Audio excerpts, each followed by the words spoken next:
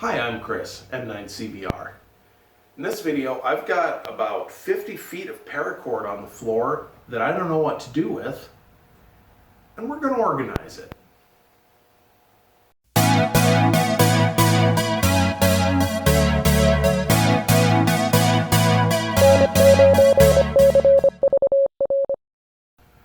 So one thing that has kind of honestly baffled me for a long time is, well, basically since I've been a ham and since I've been looking at different types of antennas, is as many types of antennas as there are, there's also antenna winders. And especially when okay, so if you're doing, a QRP end-fed antenna, I can see, okay, you've got to have some sort of a circuit board anyway, so sure, I guess. But it doesn't really make sense to me why there are so many hams who carry dipoles, let's say, on an antenna winder. Or coax. Well, usually people don't do coax. Often they'll do like different types of wires, or paracord on an antenna winder. Turns out God gave us an antenna winder built in. It's this thing right here. So I want to show you what I do here. This is something I learned off of one of those bushcrafty sites. So you make the hang loose sign. Well, first let's open up. I'm going to take, first of all, I like to put a loop on the end of my paracord, I guess, just so that it's something a little different, so I can tell that this is the end. And then also loops are usually useful. This is a bowline knot. I intentionally did not tie it in front of you because it takes me about 27 tries to get it right. I know how it's supposed to be done, but I can't do it. So, especially not under pressure. So what I'm going to do is I'm going to take this thing, make Spock ears, whatever they call this, live long and prosper, clamp that in, and now kind of doing the hang loose thing.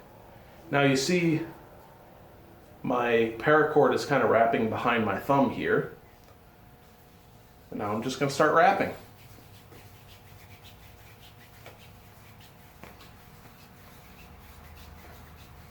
This is a 10-hour long video of me wrapping cord.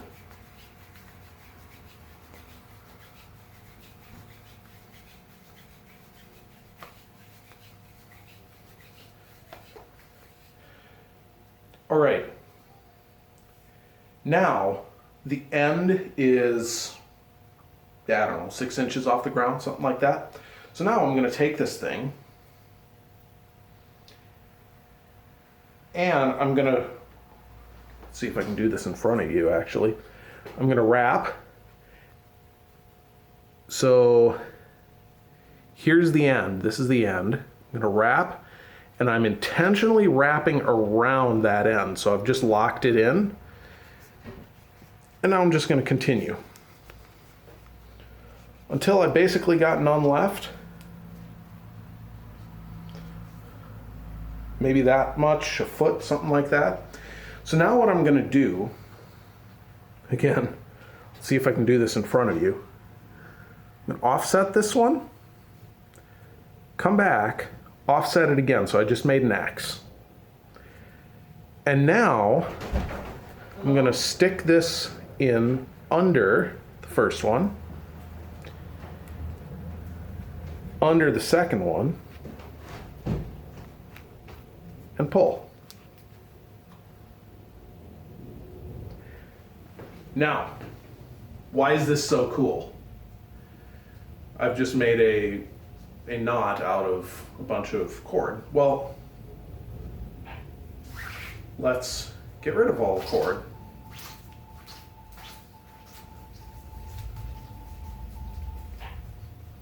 There it is.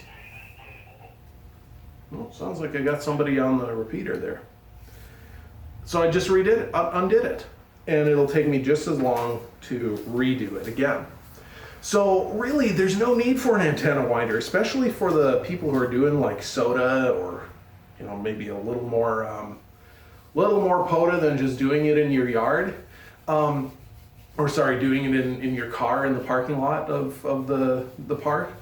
This is a super easy way to make sure your stuff doesn't get all tangled up and do it very well. I mean, you don't need an antenna winder, so that extra weight is just simply not there. So anyway, if this is helpful, please leave a like, give me a comment, whatever. If you have better ways of wrapping up cables or rope or something like that, let me know.